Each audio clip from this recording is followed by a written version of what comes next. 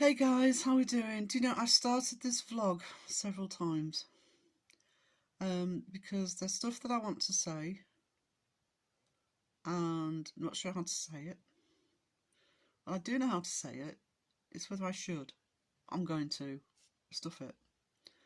Now normally I wouldn't put a vlog out this quickly because I've just released my first episode of History of Debunking, so if you haven't seen that notification, please go and check it out. First of an 8-part series. But I've been planning on doing a vlog on the debunkers for a while. I'm talking about the actual debunkers, not the debunking community as such, the debunkers and what's happening at the moment. Now, I was going to plan out a vlog and script it and, do the usual yada yada. But I need to say this now. I need to say this now. Now, in case you are new to me, just to say, I've been watching the paranormal on YouTube for over 5 years now. Started in 2020. The debunkers that I found straight away, or within that year, were Mr. Grey, and I think from a shout out for Mr. Grey, then The Shape. Then eventually found all the others as well. And since there has been a debunking community in The Shape as it is now, I've been there. A lot of the time as a lurky turkey, but I've been there. And so I'm well accustomed to the content, the live stream, the subscribers, how we all feel about everything. And so although this channel is just over a year old, well, this is a paranormal channel that's just been over a year old. It was an art channel. I've been around for a lot longer. And when I started this as a paranormal channel last January, one of the things I wanted to do with it, and one of the things I have done with it, was to overview the community and what was happening. Now, let's look at the debunkers. The debunkers have been under a lot of flack since the beginning of the year. Yeah, nothing new there, but it seems to be getting more and more. And it's not just individual incidents. There's a lot of people jumping on the bandwagon regarding the debunkers. Now, we all know what that drama is, so I don't want to go into that too much. But here's what I want to say. I have always been somebody, in real life, I don't hold back. I tell it like it is. But I'm part of a community, and I've said before, if I was a channel on my own, I'd be much harder hitting. But I respect the community that I'm part of as a sub. I respect the community that has been there for me, both publicly and behind the scenes. And I love this community. Do I get angry at it? Yeah, sometimes I do. Sometimes I do get angry at things that happen in the community. I'm sure we all do. I'm sure there's something that all of us, each and every one of us, will watch something and think, oh no, why did that happen? Or why did you say that? Probably do it with me. Might be doing it with me now. But that's okay. That is okay. And I'm a full believer in free speech. I do tone down or keep quiet on some things that niggle me. But if I really feel strongly about something, I'm going to say so.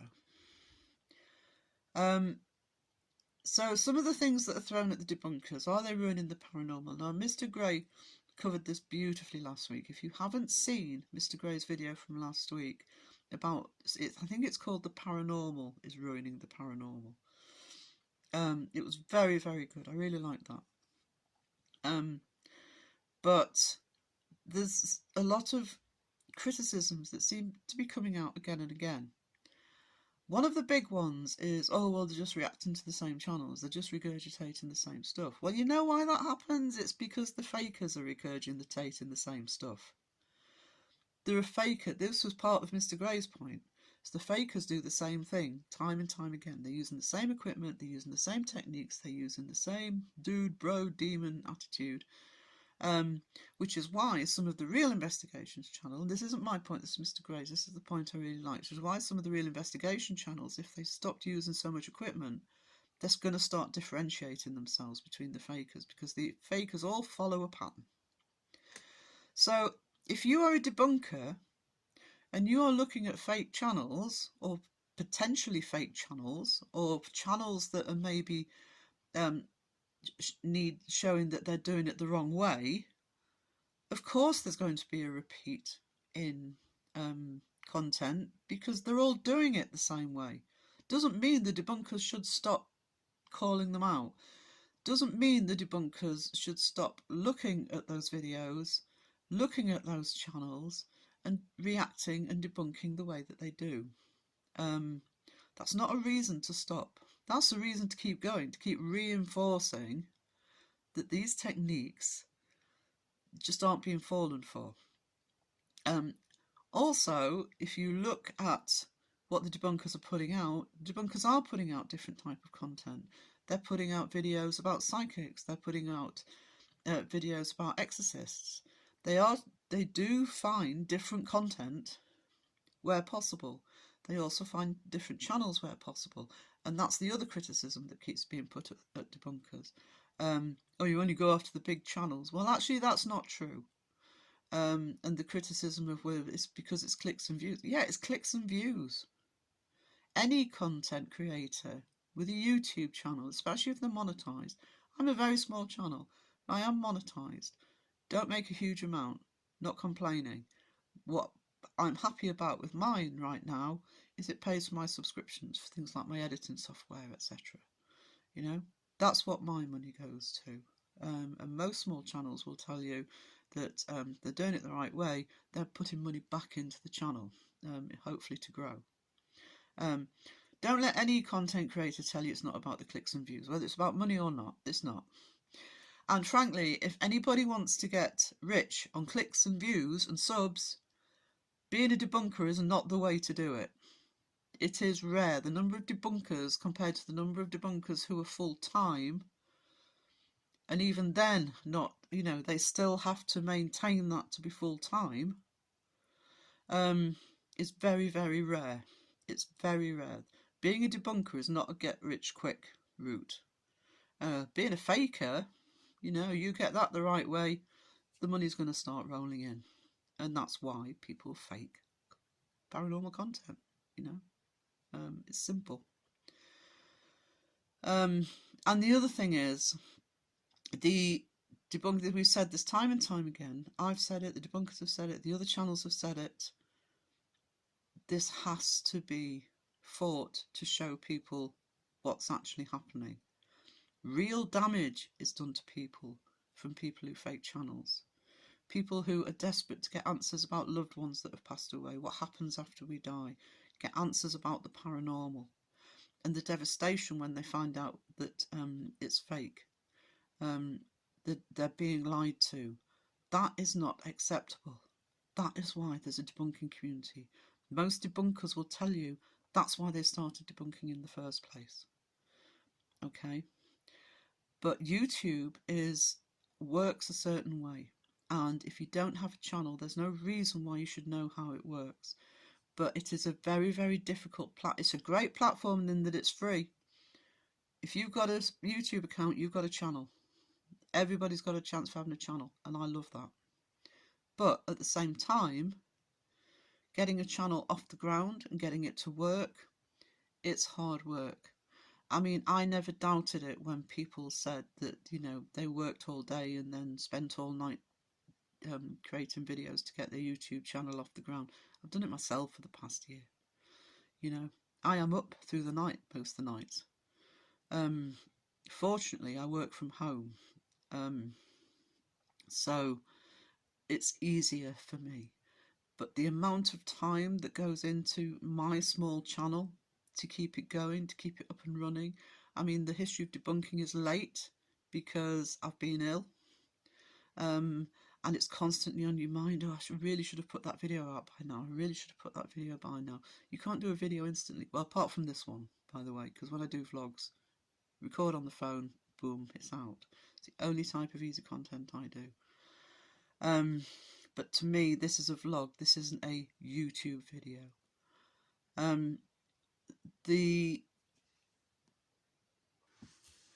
When you look at a debunking channel, look at just have a quick look at their menu. Look at how many videos they've got. Look at how long they've been going. Look at their experience. Look at the time and effort they've put in. You might not agree with everything they say. You might not agree with all of their tactics. I don't always agree with all of the tactics. But don't take away from them how hard they work at this. They work really, really hard.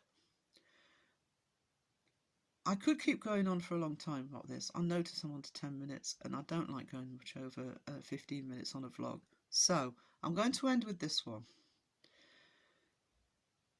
The fuss that's made me do this morning is about a live last night where there was drama, where somebody who'd been debunked came into the chat, and there was all sorts of turmoil because of the way the chat worked, because the chat were being defensive, understandably, basically being trolled by the person who'd been debunked, in my opinion. And so there's a lot of people who this morning are sort of saying, oh, that shouldn't have happened, you know, the community's not like this, blah, blah, blah. I can assure you, this isn't me guessing. This isn't because I've seen somebody on a live or in a video say this. Behind the scenes, I know this is true.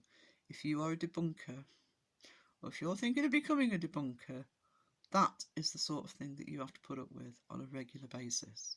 Because nobody likes being debunked, or very few. Very few people like being debunked. So if you look at drama that goes in chat, if you look at drama that goes in comments, you think about the debunkers, some of whom will get that on a regular basis. They'll be getting it in emails, they'll be getting it in comments, they'll be getting it in messages. They'll be getting other videos made by whoever they're upset, that are just hitting hard and being personal. They're getting threats of sued, threats of all sorts of threats. And that's what they're putting up with, whether it's on a regular basis or whether it's just a certain channel they've hit. They are putting up with that in order to expose the fakery. So, do I agree with everything when I see a debunking video? No, sometimes I think, oh, we shouldn't have said that. That's going a bit too harsh. Yeah, I mean, I say that. But look at the big picture and maybe think about the fact that the debunkers deserve at least some recognition of what they're putting up with, of the experience they've got, of the knowledge they've got, and what they're potentially having to risk to bring that knowledge to us, the audience. Okay?